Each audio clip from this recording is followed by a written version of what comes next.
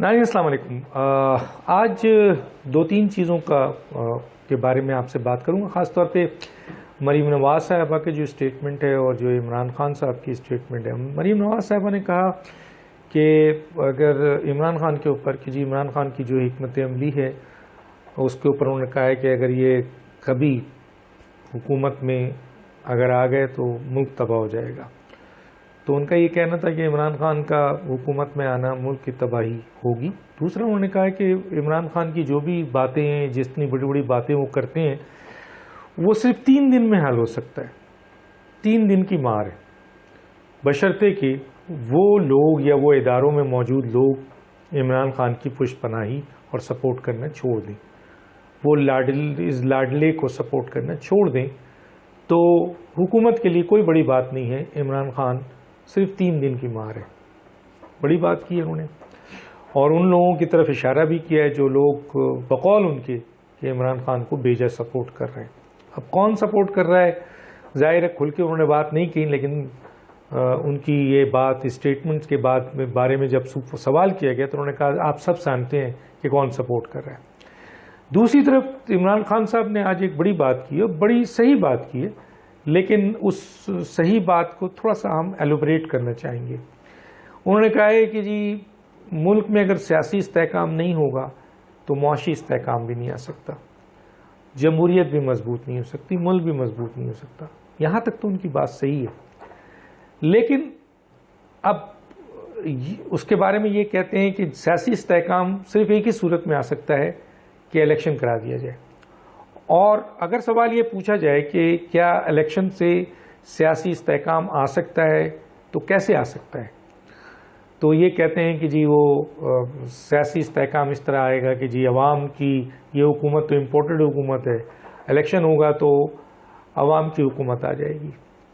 کل اگر فرض کیجئے، ایک سوال اٹھا آج کہ اگر فرض کیجئے جنرل الیکشن ہوتا ہے اور عوام نے آپ کو مسترد کر دیا، آپ نہیں جیت سکے، پی ڈی ایم کی جماعتیں مل کر حکومت بنا لی، تو کیا آپ اس الیکشن کو مانیں گے؟ تو لوگوں کا خیال ہے کہ آپ اس وقت بھی نہیں مانیں گے، اور یہی پی ڈی ایم کی حکومت آ گئی تو پھر استحکام کا کیا ہوگا؟ پھر اسی طرح آپ روڈ پہ کھڑے ہو جائیں گے، اسی طرح آپ۔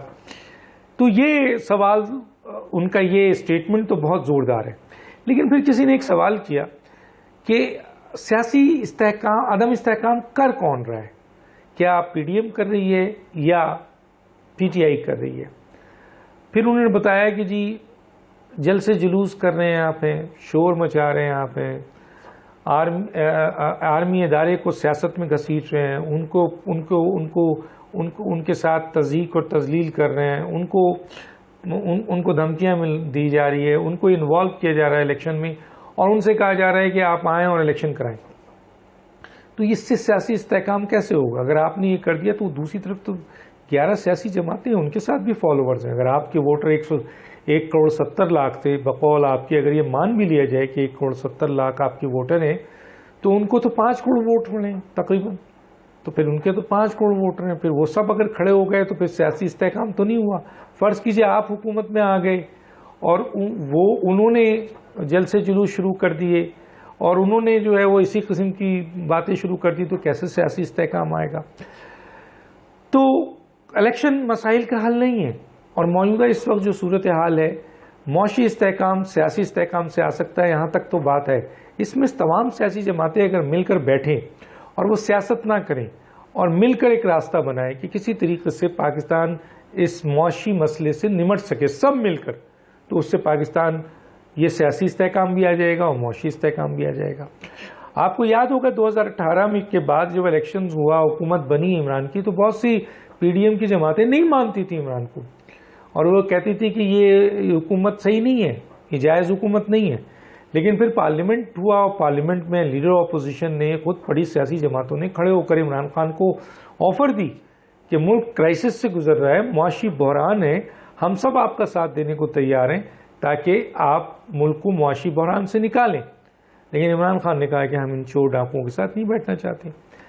پھر ابھی جو حکومت ہے وہ پی ڈی ایم کی ہے، اس نے اپوزیشن کو، عمران خان کو کہا کہ آئیے مل کے بیٹھتے ہیں اور ملک کو معاشی مسائل سے نکالتے ہیں۔ عمران خان نے کہا کہ میں ان چور ڈاکوؤں سے نہیں ملنا چاہتا۔ لیکن پھر چند ہی دن بعد یعنی 2-4 دن پہلے ہی کی بات ہے کہ عمران خان نے کہا کہ میں آپ کے حکومت سے الیکشن پہ بات کرنے کو تیار ہوں. اب آپ کو الیکشن پہ بات کرنے کے لیے حکومت یاد آ گئی. اب آپ چور اور ڈاکوؤں کی بات نہیں کر رہے ہیں. ملک کی معاشی استحکام کی بات جب کی جائے تو آپ کہتے ہیں چور اور ڈاکوؤں سے نہیں بات کروں گا, لیکن الیکشن کی بات کی جائے تو آپ کہتے ہیں چور اور ڈاکوؤں سے بات کرنے کو تیار ہوں. تو یہ سوال سمجھ میں نہیں آتا. اور اس وقت سیاسی عدم استحکام کیا حکومت کر رہی ہے؟